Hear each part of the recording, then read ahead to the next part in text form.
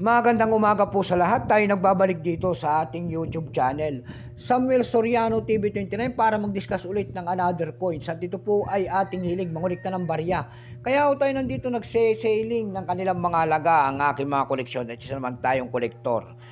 Ayan, magandang umaga po sa lahat ng ating mga subscriber dyan. Ayan, thank you so much.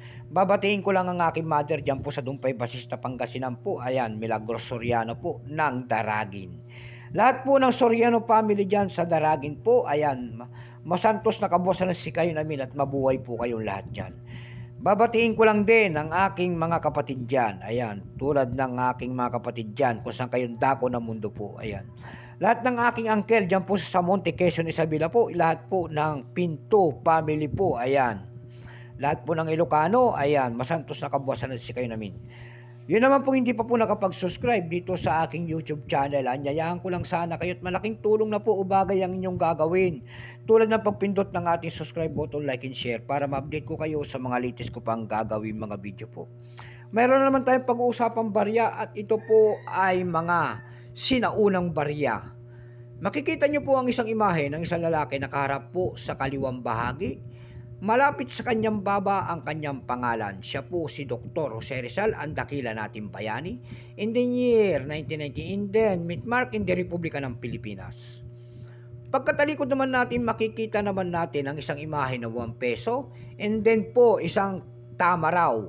Pero ang tawag dyan ay kalabaw. Dati pa. Pero ang kanyang scientific name po niyan ay Amnoa mendorensis. Ito po ay large type, mayroon din maliit nito. Pero ito po ay malaki. Bago tayo magsimula sa ating talakayan, ay kilalanin mo muna natin siya para malaman natin ang kanyang presyo.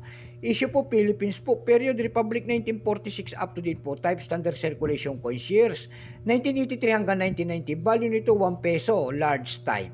Currency piso 1967 up to date po. Composition yan ay copper nickel. May bigat lamang itong 9.5 grams. May haba pong 29 mm. May kapal po naman itong 1.9 mm. Hugis po bilog. Orientation yan ay middle alignment. Itinigil naman ang paggamit sa barya na ito ng Pilipinas noong January 2, 1998. Number N-2448. Reference number KM-243-1. Ito pong year 1990, ito po ay 36%.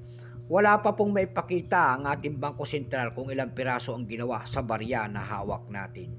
Pero may price na po yan doon sa ating numista.com. Binigyan na po ng presyo. Yung kanyang very fine ay 26, extra fine ay 48, almost uncirculated ay 48. Ang circulated niyan ay nagkakahalaga na po ng 60 pesos. Dako naman tayo sa kanyang presyo. Doon sa ating eb.com may nakita tayo nagbebenta doon ng rare coins daw ito. Nagkakalaga po ng $28. Mayroon na rin tayo nakita doon na $10 na nagbebenta nito. Nasundan po yan ng $7.80. Dako tayo sa Carousel PH. Ayan. Sa Carousel PH naman po ang seller po ay si Vintage. Ayan. Yung year 1990 niya doon ay binebenta niya mo ng 1,000 pesos. Meron naman tayo nakita doon na bibenta doon ng 900 pesos. Nasundan po ito ng 500 pesos. Ayan lamang po ang ating may babaging kanyang presyo. Ayan, keep safe po sa lahat and God bless.